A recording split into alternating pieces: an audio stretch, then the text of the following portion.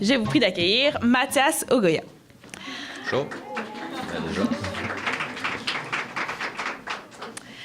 Donc, bonjour Mathias. Bonjour. Vous êtes un intervenant bachelier en sexologie et votre mandat est d'animer des activités favorisant le rapprochement père-enfant et de réaliser de la relation d'aide auprès des pères qui en font la demande. Vous donnez également des ateliers sexologiques sur le développement psychosexuel des enfants et vous écrivez des chroniques sexologiques abordant des thèmes comme la santé sexuelle, le développement des enfants, le couple et bien d'autres.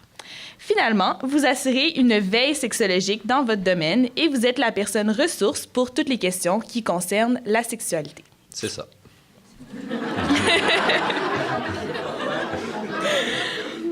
Donc, pour commencer, pour quelle raison est-ce que vous vous êtes inscrit au bac en sexologie?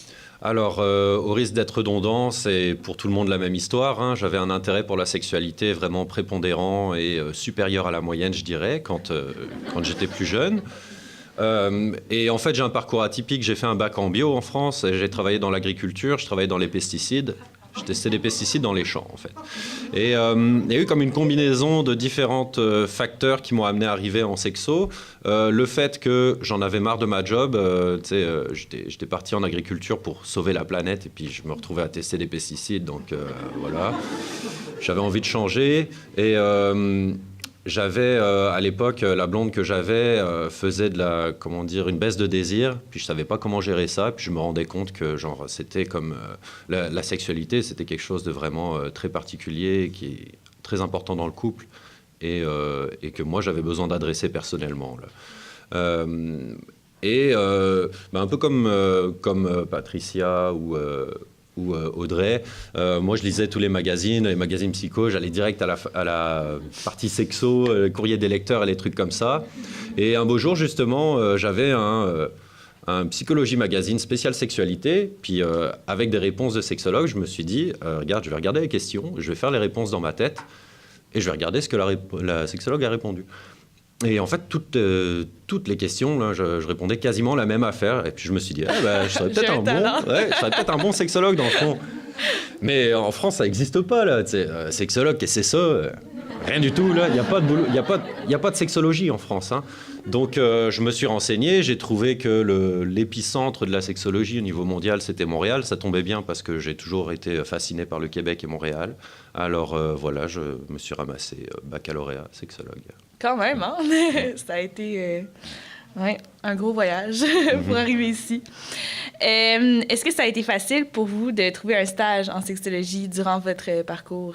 Alors oui, c'était facile de trouver un stage parce qu'on se fait placer en stage, donc de toute façon, c'est ça. C'était quand même pas mon premier choix, c'était mon deuxième choix qui m'a pris, mais j'avais une facilité du fait que je suis un gars, des gars, il n'y en a pas beaucoup, et moi je voulais travailler avec les hommes, avec la population normative, et souvent dans les centres, les organismes dédiés aux hommes, ils vont favoriser un intervenant de sexe masculin parce qu'il y a certains gars qui ont du mal à se confier pour diverses raisons à une femme.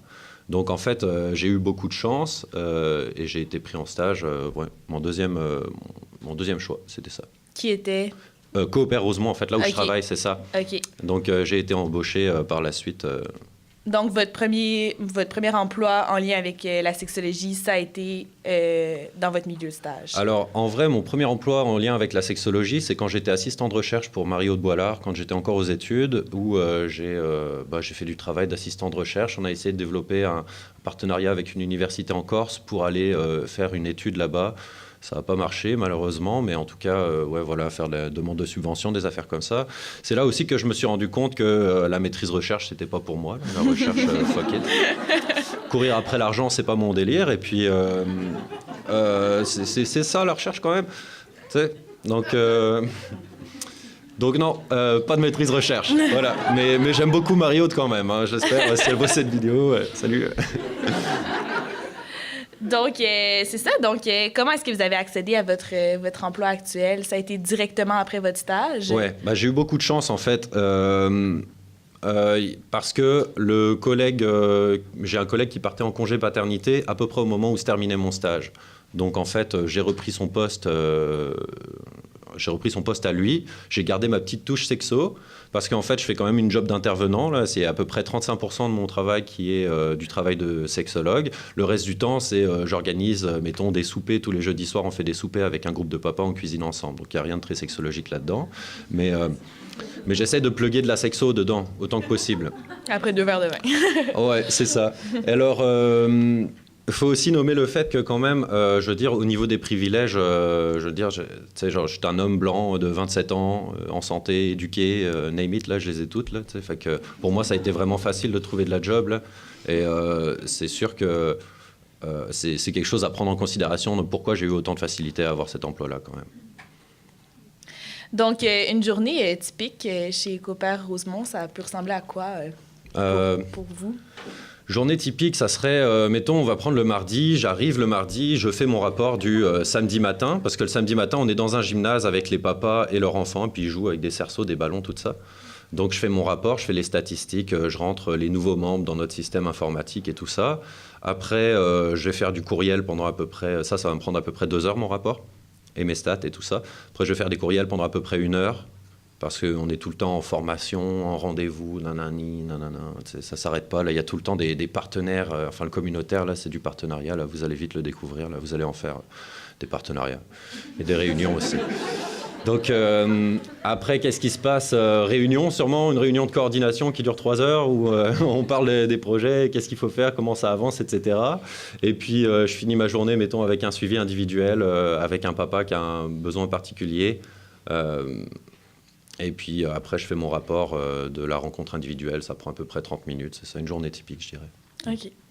Et est-ce qu'il y a eu des embûches, en fait, dans ton parcours professionnel, ou ça a été comme tu mentionnais? Bah ouais, comme j'ai quand même un peu déjà répondu à cette question. En fait, ouais, au final, ça a été super facile pour moi de bosser parce que déjà, il y avait ma situation à moi, mais il y avait aussi le fait que mon collègue partait et que du coup, il avait besoin de quelqu'un. Et en fait, on a eu de la chance aussi parce qu'on a réussi à débloquer, à recevoir une subvention du ministère à la condition féminine. Qui a permis d'assurer ma job jusqu'à la fin de l'année. Donc là, pour l'instant, je suis payé jusqu'à décembre. C'est ça. Puis peut-être plus au jour le jour, mettons, dans ton emploi, c'est quoi les petites difficultés qui peuvent se présenter à toi? Les difficultés comment dire, d'amener la sexologie dans un poste qui n'est pas...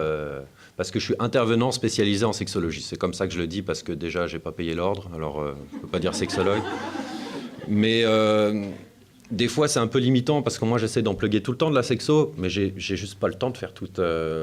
C'est comme... Il faut que tu sois suffisamment efficace dans ton travail. Quand tu es dans une configuration comme ça, où tu es en train de plugger de la sexo dans une job qui n'est pas à la base sexologue, il faut que tu sois suffisamment efficace dans ton travail pour libérer du temps pour pouvoir ensuite l'investir dans des tâches sexologiques. Ce qui fait que, par exemple, là, cette année, on a un stagiaire en sexo, Antoine. Donc, Antoine fait les ateliers. Moi, les ateliers sur le développement sexuel, je ne les fais plus en ce moment. Ça fait 6 mois que j'en ai pas fait, tu vois. Mais, par exemple, là, c'était le mois de la nutrition à Rosemont, en mars. Et nous, donc, on fait des soupers tous les jeudis soirs. Et dans le cadre des soupers, je me suis dit, tiens, je vais essayer de faire un truc santé des hommes, nutrition, sexo. Alors, on a créé un atelier... On a créé l'atelier des tomates pour ta prostate, où on parlait des différentes les cancers que les hommes ont, donc le côlon, les testicules, la vessie, la prostate, c'est les gros classiques, et en quoi l'alimentation saine et équilibrée permettait d'avoir une meilleure santé sexuelle, puis une meilleure santé aussi de base, réduire les risques de cancer, arrêter de bouffer de la viande, etc., quoi. Donc finalement, l'agriculture, c'est resté quand même, le côté nutrition est resté un peu. Je suis content, ça a bien marché. On a quand même 2 papas qui ont pris rendez-vous chez le médecin pour avoir le petit toucher. Donc c'est quand même cool, ça marche. Il y a un certain intérêt, quoi. Ah, c'est bon. C'est quoi vos projets futurs pour votre carrière? Est-ce que ce serait de rester à Coopère Rosemont ou est-ce qu'il y a d'autres plans? Alors, j'aimerais beaucoup rester à Coopère Rosemont, mais malheureusement, étant français, je n'ai pas eu accès aux prêts et bourses, ce qui veut dire que j'ai dû emprunter 30 000 €. Ça fait 45 000 $ quand même, que je dois rembourser à partir de septembre. Donc, là, le communautaire, quand tu es débutant, tu ne fais pas des gros salaires. Là, genre, tu vas faire du 15 piastres de l'heure, 16 piastres de l'heure. Si tu fais du 20 piastres de l'heure, tu es content. Là, alors, ce que je vais faire, c'est que je vais probablement partir dans le Nord, parce que je pense que c'est une expérience quand même particulièrement exceptionnelle et vraiment intéressante et formatrice. partir dans les communautés Innu. Et c'est pareil, hein, comme on dit, enfin, je veux dire, en région, il n'y en a pas des sexologues. Hein. Si je pars effectivement, mettons à Cutuac, je vais peut-être être le sexologue qui est le plus au nord dans le monde. Là, c'est ça.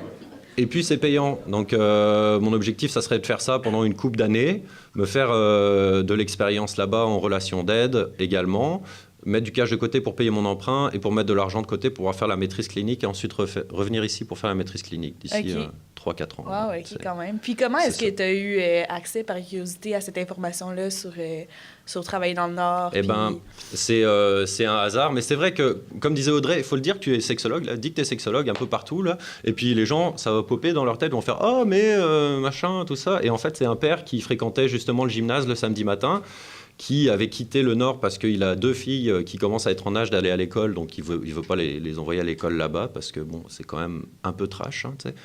Mais il a bossé là-bas, il a essayé de développer un volet paternité là-bas. Et en fait, il a essayé de me débaucher, il voulait me passer sa job, quoi. Et donc, j'ai dit que j'allais y réfléchir. Et puis, plus ça avance, plus je pense que c'est vraiment pertinent de développer la paternité là-bas. Et puis, la sexologie aussi, l'éducation sexuelle et tout ça dans les communautés. Hein. On sait que, je veux dire, les communautés, c'est là où il y a beaucoup de chlamydia, il y a beaucoup d'ITS, beaucoup de violences domestiques, des violences sexuelles, etc. Donc, je pense que c'est là où il faut être, là, si tu veux être vraiment sur le terrain, quoi. Puis ensuite, la maîtrise clinique, est-ce qu'il y a des ambitions en lien avec ça ou... Ben, j'ai toujours apprécié la thérapie. La partie relation d'aide, c'est ce que je préfère dans mon travail. C'est monter des programmes, c'est pas vraiment mon truc, là, tu vois. Et puis, la maîtrise recherche, comme je vous ai dit, là, non. Pas de demande de subvention. C'est ça.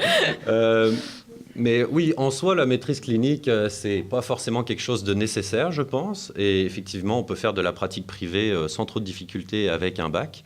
Mais moi, en ce qui me concerne, j'en ai déjà un de bac. J'ai envie de faire une maîtrise, là, tu sais, genre, c'est ça. Plus approfondir les connaissances. C'est ça, oui. Ouais. Je pense qu'il y a quand même, vraiment au niveau de la thérapie, tu sais, on sait beaucoup de choses, mais il y a beaucoup de choses qu'on ne sait pas aussi quand on sort du bac, là, tu sais. On a bien du savoir, pas énormément de savoir-faire, mais on est habilité à avoir un travail assez technique, je dirais, tu sais. Mais pour approfondir vraiment dans ma relation d'aide, moi je trouve que, genre, je veux dire, je connais pas assez les principales écoles thérapeutiques, là. Tu sais, j'ai envie d'avoir tout ce savoir-là pour pouvoir aider mes pairs, tu vois. Donc c'est ça. OK. Merci. Ben, pour finir, est-ce qu'il y aurait des conseils que tu aimerais donner aux futurs diplômés? Ouais, mon conseil, c'est lâchez pas. La 3e année, là, c'est la plus dure au niveau, comment dire, existentiel. Tu sais, genre, tu te poses des questions sur qu'est-ce que tu vas devenir, etc. C'est vraiment rough. Tu sais, la 2e année, là, c'est tough parce que tu as beaucoup de cours, et puis tu as beaucoup de travaux à rendre, puis genre, tu as juste envie de mourir au bout d'un moment, là, tu sais. Mais la 3e année, tu es en stage, tu commences à te positionner sur le marché du travail, puis tu te dis « Oh mon Dieu, je suis perdu, qu'est-ce que je vais faire ?» Et puis, tu sais, tu n'as plus le schedule, là, tu sais, de « Ok, j'ai tel cours, j'ai tel horaire, donc il faut que je rende tel travail à tel jour. » Tu sais, puis au bout d'un moment, tu es comme un peu lâché dans la brousse, là, en 3e année, et puis tu te poses des questions sur ton avenir. Et à ce moment-là, il y a des gens qui drop. Faut pas dropper, là. Guys, vous avez fait 3 années, 4 années, et là, vous êtes accrochés comme des maboules là, pour ça. Allez jusqu'au bout, faites votre bac, terminez votre bac, vous allez voir. Même si vous bossez pas immédiatement dans la sexo, ou que comme moi, vous avez une job où vous êtes comme un peu sexologue, mais pas mal intervenante, mais c'est pas grave, là, tu sais, petit à petit, là, vous allez pouvoir vous faire un nom, améliorer votre expérience et puis vous bâtir un réseau et à la fin peut-être trouver une job de sexologue à temps plein comme Patricia par exemple. Ça va marcher. Voilà. Merci.